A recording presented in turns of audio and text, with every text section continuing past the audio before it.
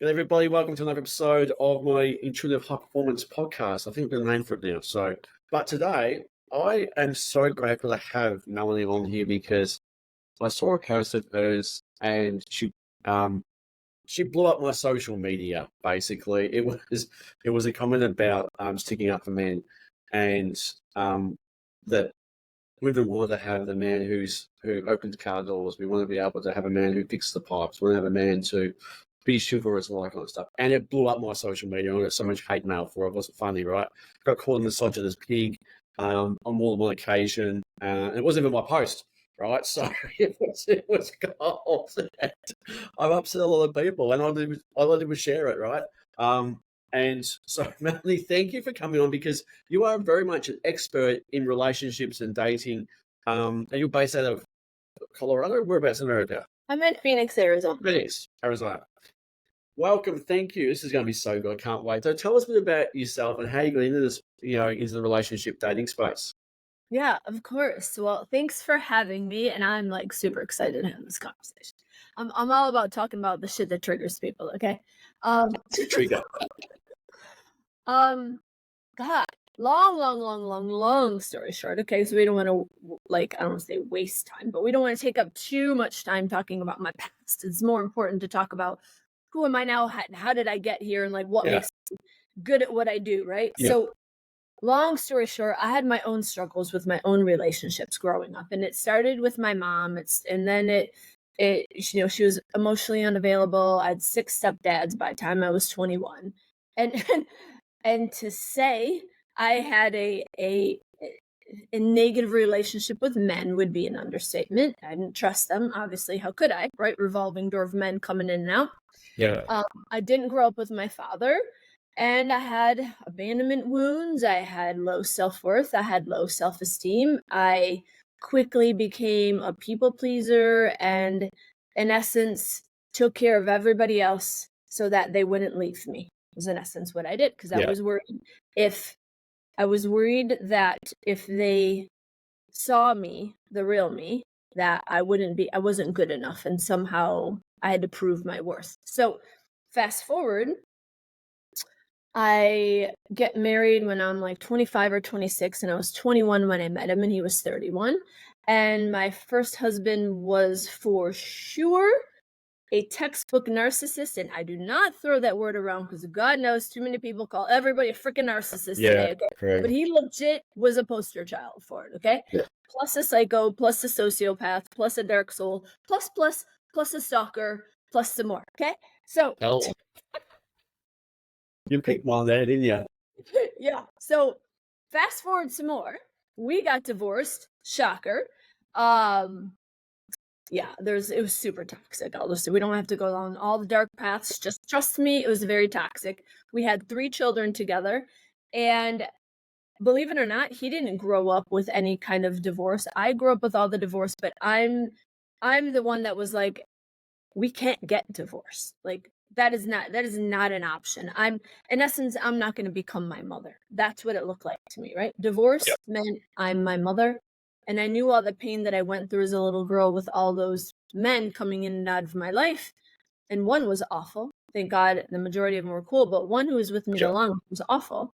So that wasn't happening to my children, right? But it was a beautiful gift because he threatened me in the middle of the night because he did that kind of crap. Like, it was crazy. It woke me up at 1 a.m. basically threatening divorce, right? Yes. That didn't work because I woke up in the morning and then I woke up. I was like, wait a minute. What am I even fighting for here? I don't even like this man. I have to force myself to have sex with him. Who wants to have obligatory sex? Yeah. He's a terrible father. He's a terrible husband. He doesn't treat me well. He doesn't treat my family well. He isolates me from people. He is not a good human. What am I fighting for? Right? And so thinking about they during that marriage, what would they think? Right? Oh, God, I'm going to be one of them. Divorced woman, baggage, who's going to want me kind of crap, right? I come with all what people call baggage. Your children are baggage. Stupid.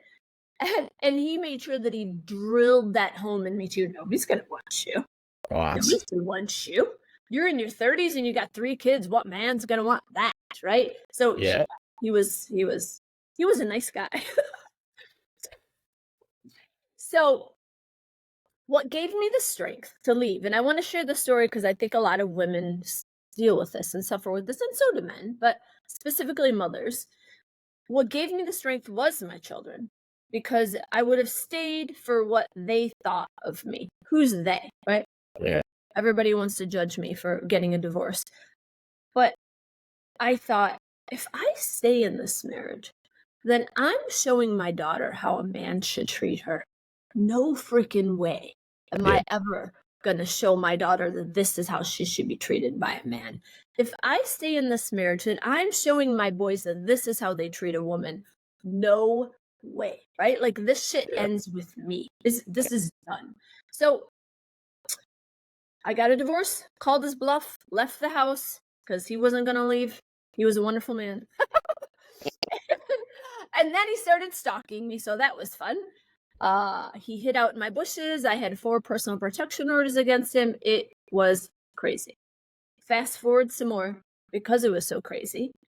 I needed to get the hell away from him. He was trying to turn my children against me. He called Yeah. me poor and a slut, and that I didn't love my children to them, and they were 3, 5, and 7 at the time. Yeah. That's pretty messed up.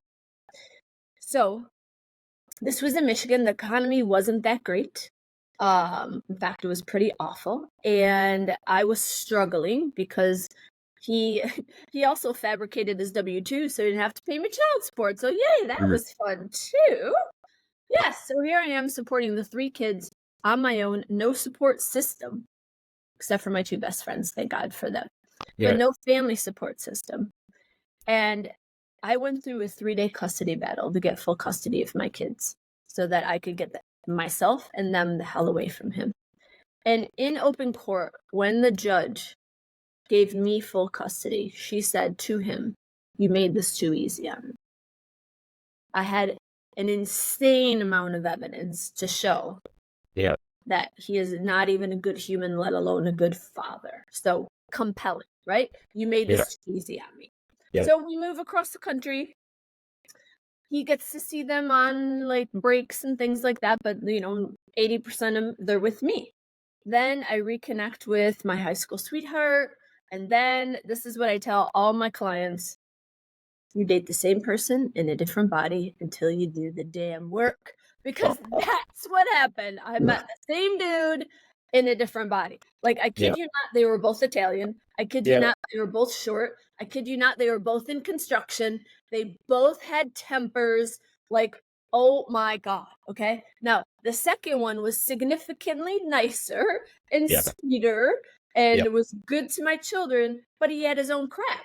And so now I'm in his weave of like, his daughters hate my guts, and his ex-wife is in our business, and the whole family's in our business, and he's not handling any of it. And so it was conflict and fighting and treating his kids better than he's treating mine. And I'm like, I can't, this is nuts. Like, I moved across the country to get away from drama and chaos, and I found it again, right? And so it was the realization. I'm in my kitchen, okay? And I'm literally having this come to Jesus moment with myself about 7 years ago. And I'm like, holy shit, Melanie, seriously? Divorce number 2? Because I'm now contemplating, I can't do this anymore, right? It was just so toxic. Divorce number 2? What's wrong with you? What's wrong with you? Like, not 1, but 2. Like, you're the common denominator here. And could I have pointed my fingers at both of them? Yeah, of course there was plenty of toxic traits in them, right? But like, who chose them? This one right It's here. pretty powerful to actually reverse it and go, I actually chose them, and I that's a very powerful moment in time. So, but it was my awakening. Truly, it was like I was being smacked awake is what it felt like. Truly. So yeah, 100%. Like, that could have been such a negative rabbit hole, but it was such an eye opener, Because right? you didn't have that moment in time. What was the third relationship going to be like? Another one of the same. And that's literally what I said to myself. I will never get in another relationship like this again. No way, and I didn't know how. I didn't know the what, the where, the like, how was I gonna Yeah. fix this, right? Yeah. I just knew that I felt so broken, Greg, that I had to do something to fix me. Like, I'm the problem here, okay? Yeah. Yeah. This is and that was so beautiful because truly I started working on me like it was my job. I was obsessed. I tried everything. I did everything. I spent six figures. Yeah. And in that unbecoming, in that healing, in that unlearning, in all of that, shedding all the layers of the crap of everything that I'm not, right? Yeah. That's how coaching found me. Like, I didn't actually set out to be a coach. I Yeah. set out to heal my own crap. I set out to become a better version of me. I set out to never get in a shitty relationship like that again. Yeah. Like, no, right? And it just it became such a, I don't know, sometimes people say downloads or whatever, but it became very clear in Yeah. my intuition, in my soul, in my heart, that this is what I am here to do. When I got on the other side of all that crap, when I started to feel inner peace for the first time, when all I felt was chaos and survival, when I started to feel genuine self love, when I hated on myself for such a long time, when I started to attract kings, when I just attracted trolls before that, when I genuinely woke up and I was like, "Whew, I feel so good in my nervous system and I'm like enjoying life," and everything started to shift and change for the better. It was like, whoa, I have to share this with the world. Like, there's so many people that are in the same position that I was in, and they have no clue that it doesn't have to be that way. Yeah. Look, it's. I'm so glad you shared that story because it's so powerful. Because so many people look at the external and say, "Well, that person's the issue. That person's the issue." They never take personal accountability or personal responsibility for, well, what is the common denominator here between everything like this? Oh, it's me. I'm the one in this place. And a lot of people want to blame everything externally because Yes. they're the narcissist or they're the pig or they're the sociopath. And yeah, they have that, but you're the one who chose that environment as well. So that's a very, very courageous thing to do. But it Thank also is the liberation you're looking for, like you said. Exactly. Exactly. It was like, it was so empowering, right? So Yeah, empowering. It's like, huh, what part of me is okay with choosing men like that and staying yeah, in relationships with men like that, right? yeah. Like, there's a part of me that there's something wrong with. And Yeah, we again, deserve ability. Like, I don't deserve it. I yeah, deserve it. Look at your environment where you grew up, right? You grew up in that. You had no other choice but to choose someone like that. yeah, exactly. I grew up in all that dysfunction. So it's like, Yeah, of course you chose that kind of crap because you yeah, didn't know any better. You didn't know. exactly. Yeah. Yeah. Oh, Yes. fabulous. Oh, um, let's talk about the post that blew up my social media. Yeah. Yeah. um, it's sort of back onto something I was talking about the girl boss thing, and Mm, but there's this thing about um, women can do it all, and we don't need a man in our lives. And I think in there you sort of mentioned the feminist movement, that the feminist movement is pushed too far one way, by saying that women can do it all, and that yeah. you don't need a man, and that you can play every role possible. And it's a very, very dark message sending out there these days that the girl boss stuff is that, like I said before offline, is that I've got some clients who are very high achieving females, but they cut their hair short and they wear pants all day. And Yeah. that's a very masculine trait. And they realize why they can't attract high value men, because a high value man doesn't want to come home to a man. And that's Exactly. very controversial to say, right? Because you tend to upset a lot of people who, no, I want my career. I want to play as a CEO. I want to play in the big boys games. But Yeah. you can't tell me that I need to be more feminine. It really blew up because I got so much hate mail from it. It was ridiculous. I called misogynist pig. And all I did was share the post, right? And it's like, it was vitriol. Sorry. It was so. Oh, it's great. I love it. I love it. But it just also shows we've hit a point here where it actually is a very touchy subject, Yeah. because you've got a narrative here as well too. And and I've got men going, oh, and offline, there was some good comments offline about correct think, like, oh, I'd never share that stuff, but you're so spot on the money. It's like, wasn't in my post, right? Yeah. It was, and it's like, but people are afraid to say that publicly, right?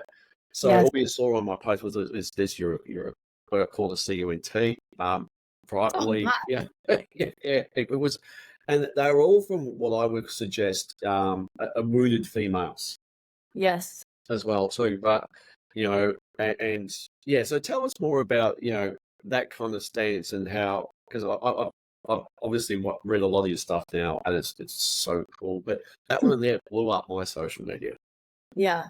It blew up mine too, and somehow a lot of haters got it, and I got called all kinds of nasty things too. And I've had people debate my ideas and debate my thoughts and my perspective. I have never had anybody downright hate my guts for what I'm saying, right? But I was like, whatever.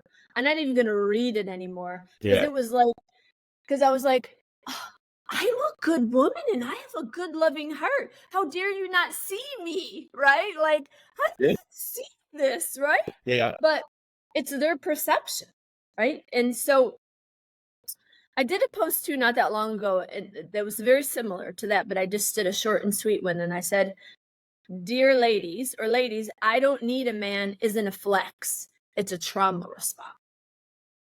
Yeah, that they Pisses a lot of people off on that one too, right? But it's true. So let's dissect it, let's right? do that. So the boss babe is bullshit.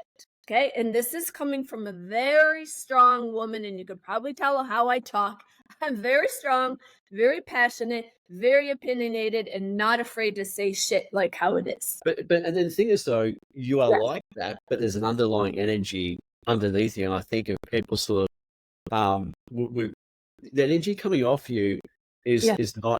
It's a very, very, very. Yes, you've got these very strong things, but there's a very, very amazing feminine energy to it as well too, Thank you. Yeah. right? Which just gives it power, like Yes. real power, not the one we're talking about. It's kind of on the other side. Yes. Everything that I share, Greg, truly comes from a place of love.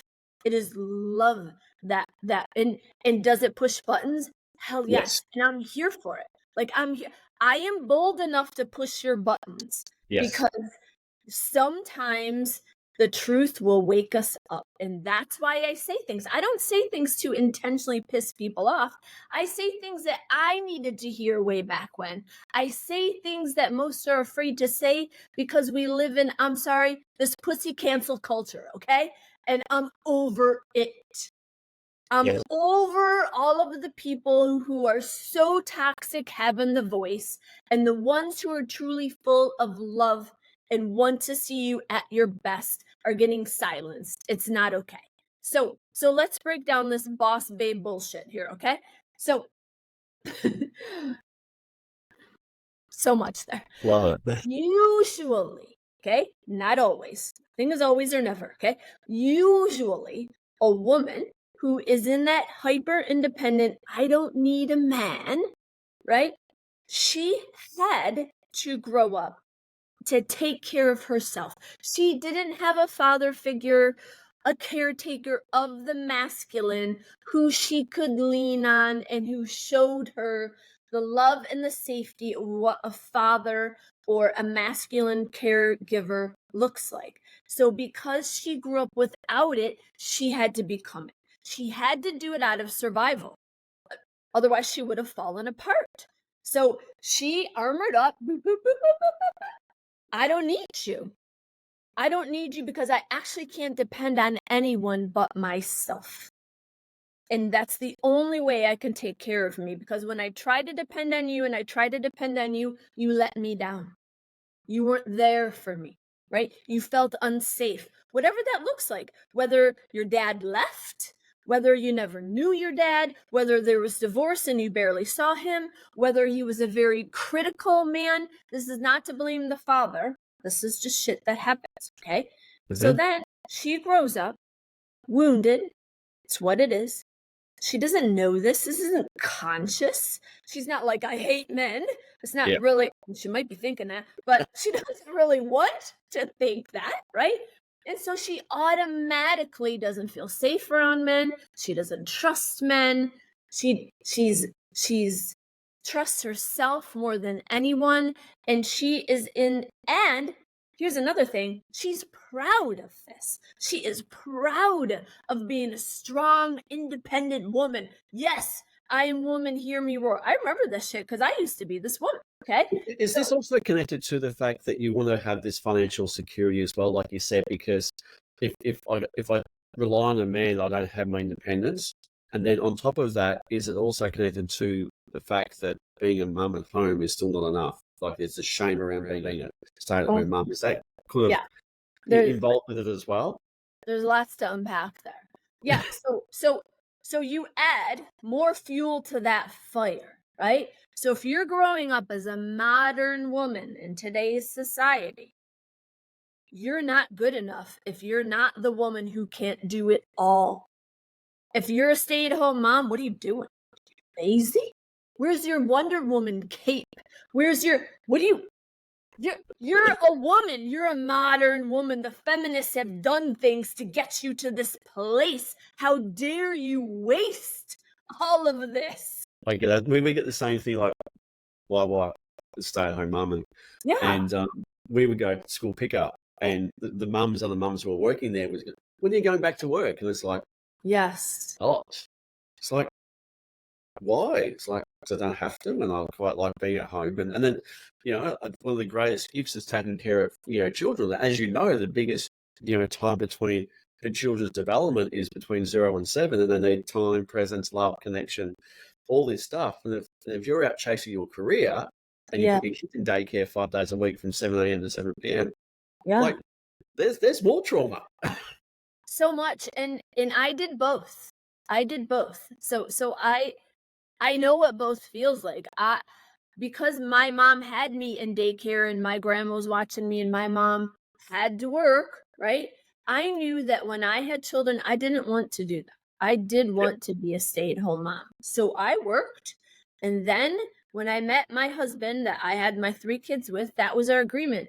You go out and you work and you pay for things, and I'm going to take care of the children, I'm going to take care of you, and I'm going to take care of the house. I'm going to take care of all of this. You take care of that, right? Yeah. And it was such a beautiful gift, and I would never have it any other way. Never. And I will tell you, being a woman who's done both, being a stay-at-home mom is a hell of a lot harder than working out in corporate. It is Hell of a lot harder. Why are we shaming women like that? Why are we shaming stay-at-home mums? It's the damn feminists. and I'll say something a little controversial because, I don't care. Well, on it. This is what I'm seeing too, okay? Because I obviously have a very different perspective because of what I do and because of the path that I had to walk first. Society is trying to turn men into women and women into men because what happens? Now we hate each other. Now we're divided. Now we can be conquered. Think about it. Such a good comment, because on the other side of people I see is I get men who have been demasculated in my practice here. And because women have this message, you want the nice guy. We want the gentle guy. We want you to be vulnerable. We want you to cry all the time, all that kind of stuff. No, they don't. No, they don't. And I was just like, do you find it attractive? No, but I wasn't messaging that down that way. That's what you want men to be. It's like, no, you don't want a man like that. You want a man to take care of you. You want a man to stand for you. You want a man, if someone comes in your house and tries to rob your house, you want a man to beat the shit out of that guy. Yes. And I'll piggyback on what you're saying there. I know what the women are trying to say. We want a man who is in his heart, can show his heart, right? And can be vulnerable. We're not trying to take the man out of him, but no more of the man also armoring up, being like, it's not okay to feel. And somehow, sorry to say, but somehow he's a pussy or a bitch if he has a heart and he has feelings. That's messed up. That's messed up. And that was the message when I wrote that post. That's what I was trying to tell women.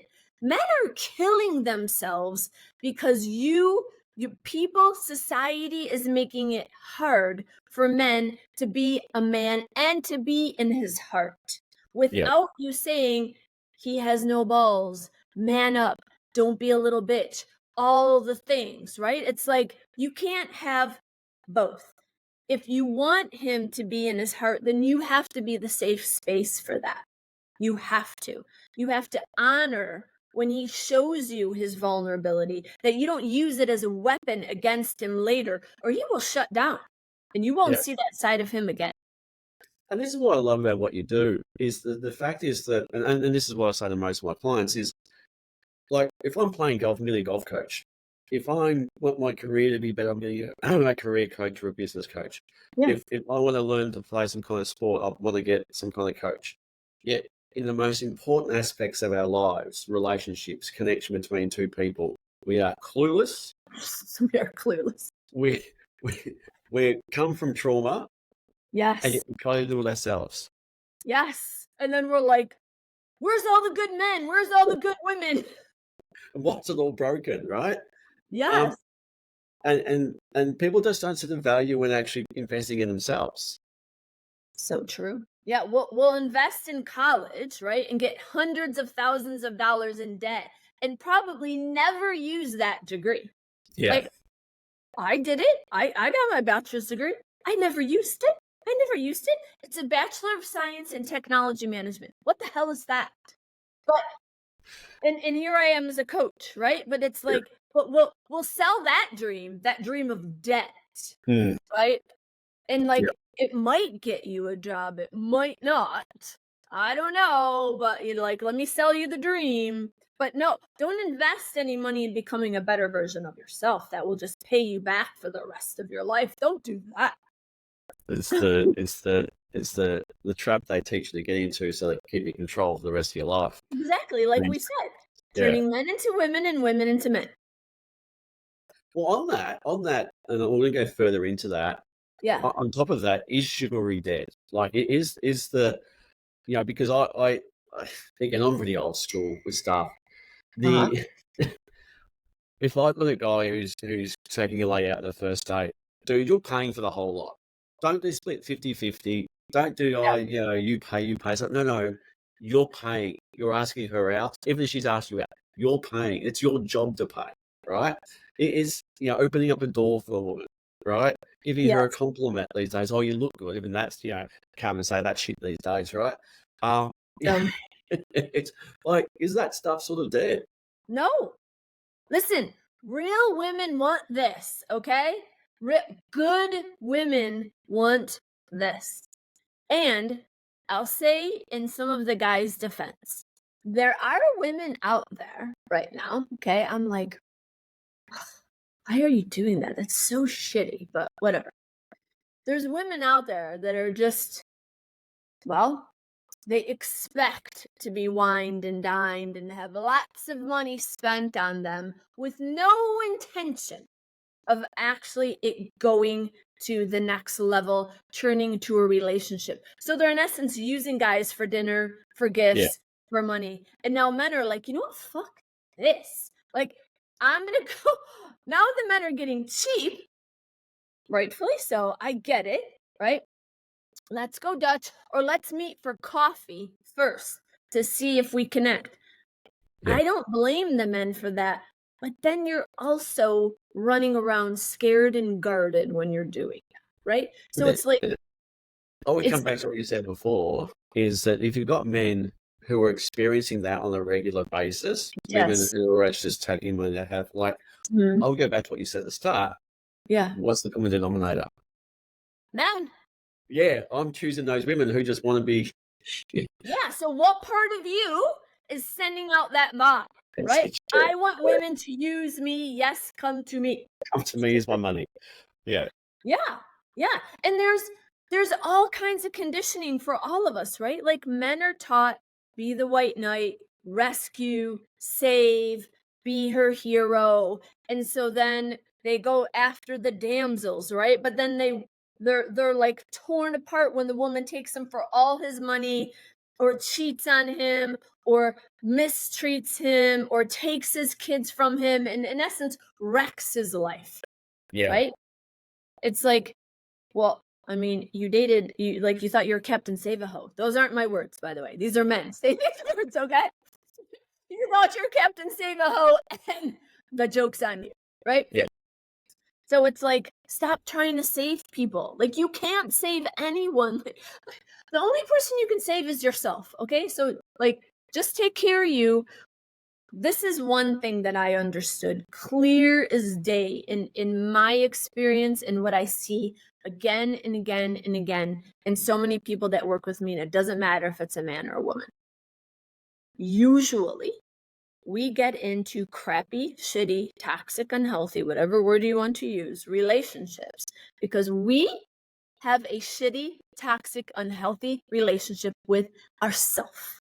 So take care of this, and then you'll take care of that.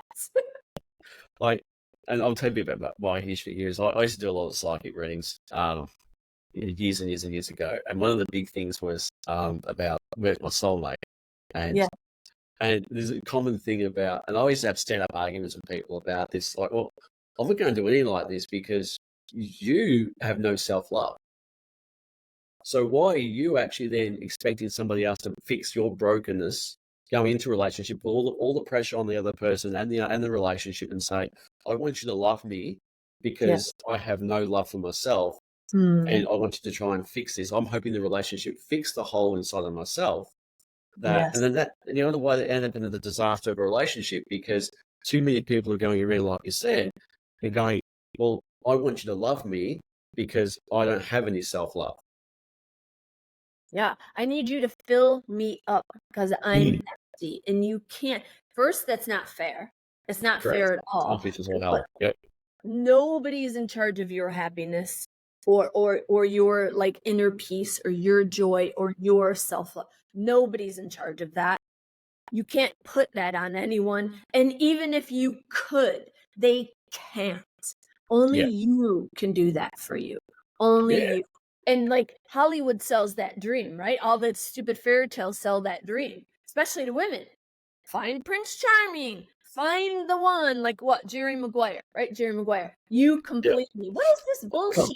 Like, no, I no. think that even you can believe me. It's like, well, it's absolutely right. Yeah. You're not a half, okay? Yeah. You're a whole. And until you understand your value, your worth, you know you. It's like the Greeks used to say, know thyself, right? So Yeah. brilliant. And I'll take it a step beyond that. Know thyself, and then have the courage to be that person no matter what. Because you will get so much pushback of like, well, you're a woman, therefore this, and you're a man, and therefore this, and you're this gender. No, I already said that. And you're this, and you live in this country, therefore this, and you're this socioeconomic background, therefore this, and right, like good, bad, right, wrong, want to compartmentalize everybody to put them in these little boxes because it makes us feel safe. But here's the truth. None of us belong in a box, any box. No. And so that's why I say know thyself, and then be courageous enough to be that. And that's what I've done. And that's the essence of what I teach my clients. Like, it's love, relationship, and dating, and that's why people come to me. But the core of my work is to get them so in center of self. I know me. I love me. I am unapologetic in who I am. And therefore, I am magnetic to the things that are best for me, including people, including relationships, including collaborations, experiences, everything. That's once people realize that, it's really powerful, and there's life changes in dramatic ways that people can never ever imagine. Like they can imagine it, but when you step into that, it's actually much bigger than you can even imagine. Yeah. You can't even fathom it. No, you can't. You can't. No. I just want to go back for a sec because there's more controversial things. Why this gender stuff? Why are we telling men to be women and women to be men? What's the reason behind that? What's the impact of that on dating these days? Yeah. Well, I think the reason is sinister. I think the reason is the elite of the elite of the elite want power over man so that I can dominate, right? Fear, control, manipulation, making money off of. So if I separate the men from the women, then who's protecting the women? Like, let's be real here for a minute, okay? Protect me. Oh, give me a fucking break. let's be real here for a second. Let's get really, really, really personal. I don't care how badass boss babe you are. You can still be easily overpowered by a man. We will never be as physically strong as men, nor do we want to be. And it's also why we need men and we need them to protect. Because how do you think we get raped as women? Sorry, not sorry. How do you think we're the victims of sex trafficking and all the sinister, disgusting things that happen to women? Because literally, as big as my personality is, I'm 120 pounds. I can be taken over like that. And it's not to say I wouldn't put a hell of a fight. Hell yes, I would. I'm like a honey badger. But it doesn't matter. A 180-pound man, I'm even a 150-pound man. Men are stronger, right? So let's think about this. Now we got our women out there not protected. They're not protected. If you're in Boss Babe, a real man doesn't want you because you're the man. To your point earlier, I say that all the time. You're the man, so a real man doesn't want you. Okay? So all you're going to attract is passive or feminine men. Well, you're going to have bigger balls than your man in that case, okay? And he may be physically stronger, but he doesn't have that warrior spirit to protect you because he's in his feminine. He's in his passive, I'm a nice guy. I don't want to hurt anybody. I don't want any confrontation. Right? Yeah. So divide, conquer. So you got the women alone, or they're with men that can't protect them. You got the men over here, and they're alone because they don't want the man of the woman, and now they're like on strike, and they're like, forget this shit. And now maybe they're like watching porn, having lots of casual sex, drinking, drugs, vaping, all this crap, right? So now they're like depleting their own life force energy. Yeah. Because whether people like it or not, when we have lots of casual sex, like we're taking on that energetic exchange. Doesn't matter if you like it, you agree with it, it's a thing, right? Yeah. So then they're kind of weak. Their warrior spirit is like they're so obsessed with like the next person I'm gonna have sex with. They have no purpose, they have no focus, and they've forgotten their divine masculinity in that. So again, easy to control. Oh, I got you addicted to porn. Oh, you're easy to control. I got you addicted to vapes. You're easy to control. I got you addicted to like, let's just say OnlyFans girls and things like that. Oh, you're easy to control. Okay. Again, control, dominate, separate. Well, now we've broken up the family, right? And now we have like a war against the sexes. We hate each other, Greg. Look, it's really messed up. And we're supposed to be in union, right? There's a reason. And I'm not going to get into like sexuality, right? But like there's masculine and feminine energetics, and it's not necessarily around heterosexual, right? But there is, in every healthy relationship, there's the polarity, the dance, right? Yes. Between the masculine, the feminine, the yin, the yang. And so that dance creates the union. That dance creates the love, the connection, She has her strength, he has his strength. Together, apart, they're already strong. Together, watch out, right? Like that's a true power couple. So, yeah, divide and conquer and dominate. There's just so many talks of going, like, don't get me started on the OnlyFans side of things and men and porn addictions and like that. That's another episode we'll talk about. Yes, yes. One thing is we see a lot of this in Australia is that like you said about before about education, like the Unpacking stuff, where women are now much more highly educated. They've got Yeah, degrees. They are much more financially independent, all that kind of stuff. But that's also lifted the bar that women marry across and up, right? Or the relationship is crossing up, right? It's yeah, leaving all these guys that somewhat a plumber or a carpenter, whatever we want to say, is they yeah. don't necessarily see them as being a valuable person because they don't have the education or whatever that Mhm. women are sort of seeking this now because now they have these very I think 75% of people coming out of university in Australia are females with double degrees. Men, it's like 40%. Like Yeah. so how has that sort of impacted as well on the ability for people to find connected relationships?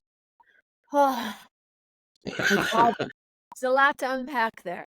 So, for years, women have been conditioned to seek a successful man, right? Like, let's just be real here. Yep. Beauty gets the guy with the money, right? Yep. Let's just be real. The 25-year-old with the 70-year-old man who's unattractive but loaded. It's like, Yep. duh, we all know what that is, okay? So, Yes.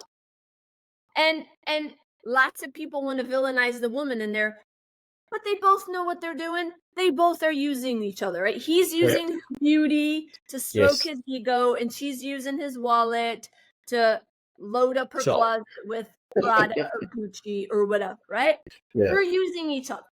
Yeah. So, but if we look at conditions, women have been, up into this modern boss babe, which is more new, women have been conditioned for centuries, probably even longer than that, maybe even thousands of years, to need a man for money, to need a man for survival, even, right? Survival, even. Then money to, we couldn't drive, we couldn't vote, we didn't even have a say in our own damn household not that long ago.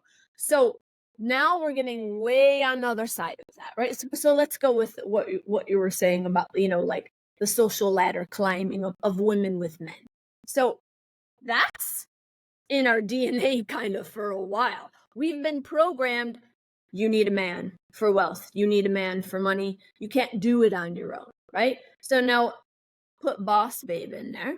Boss babe's like, the fuck I can't. I can make the money and I can make even more than the man, right?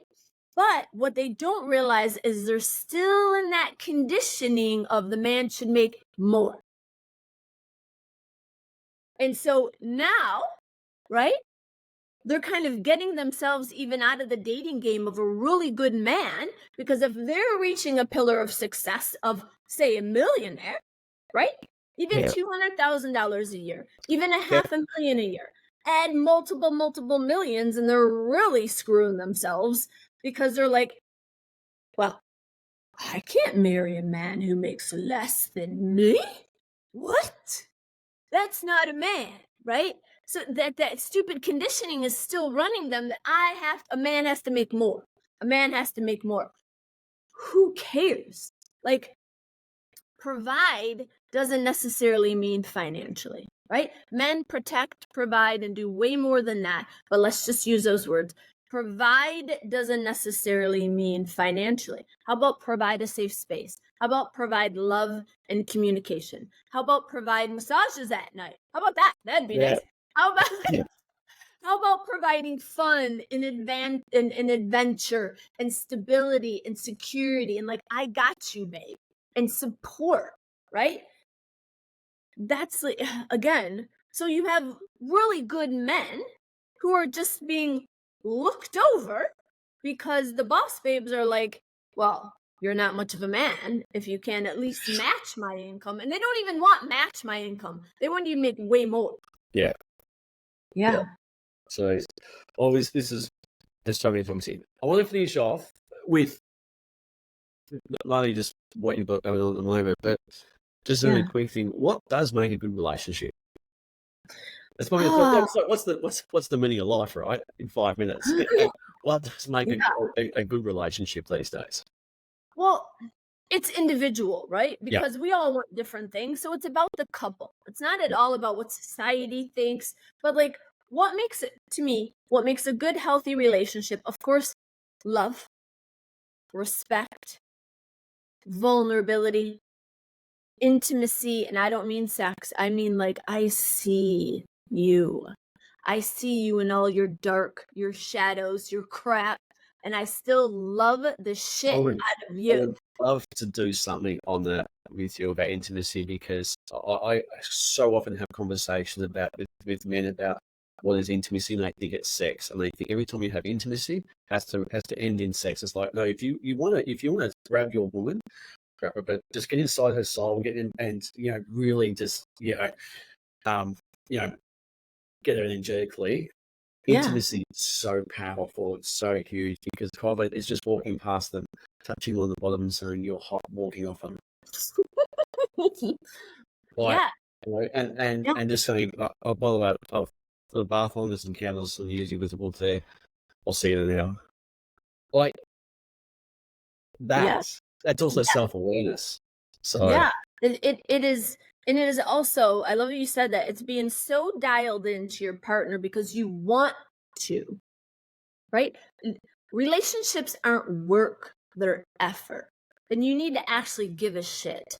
And when you give a and actually way past give a shit. Like when you've chosen the right partner, right? When you've chosen the right partner, you want to do things for them. Like you're so into them. And it's not, it doesn't even feel like effort. It's like, I'm into you. You're my person. I love you. I want to take care of you. So I want to do these things. And it's reciprocated. And it's never to keep score either, right? We're not keeping score. And like that, I think the hardest thing for most people is to truly allow their lover, their husband, their wife, their partner to see them. I mean, all of them, not just the bright and shiny parts. The secret parts. Yeah, the crap they don't want anyone to see. Because only, like, if somebody accepts you, not just in your good, because that's easy, but in your so-called bad. I mean, technically there is no bad, you know that, but like the things we carry shame and guilt and worry and doubt and, oh my God, this makes me unworthy and I don't want anybody to know this about me, right? All those parts, when somebody loves and accepts and understands those parts, that's intimacy. Even when we don't accept them ourselves. Oh, hell yeah. That is the hardest part, when somebody will love us, the parts of us that we're like, oh, this makes me so bad and so wrong and so whatever, right? And they're like, what do you mean? It's like one of your best qualities. Well, that's so powerful. This has just opened up doors that I want to go down with you. However, we do need to finish up. I know you got some workshops coming up. I know that you do have some things for people listening. I'll put links to Melanie's stuff underneath here. But just tell us you got some stuff coming up soon. As far as workshops go, or how do they reach out to you, coaching and stuff like that? Yeah, so if anybody wants to know anything, the best thing is just to go to my website, which is the Wild Heart Life. Exactly how it sounds, because I believe we're all wild at heart. On there's all kinds of things. The workshop actually isn't on there now that I think about it. I just kind of did that impromptu. That was like my intuition, like, we're doing this. So if you're, I don't even know when your listeners are going to hear this, but I do June 2024. It'll be the latter part of the show. It's going to be over, but I'll probably do another one. But this one that's coming up is specifically for men, and it's how to attract high quality women. So that's happening this weekend. I'll probably do one for women. Sometimes I usually do them for everybody. Yeah. But I felt really called to help my men out this upcoming weekend. Well, Melanie, thank you for being on here. I know we're going to get some in the bag kind of comments. Don't care, right? Because if it's triggering you, there's something in that. I want to thank you for the deepest part of my being. Thank you for your post that I saw and to be able to reach out to you and saying yes to this, because all of my listeners really get a lot out of this. So thank you, and really appreciate it. Thank you. Thank you for having me on here, and thank you for sharing that. I'll put the links down, guys, and I will see you again in the next podcast.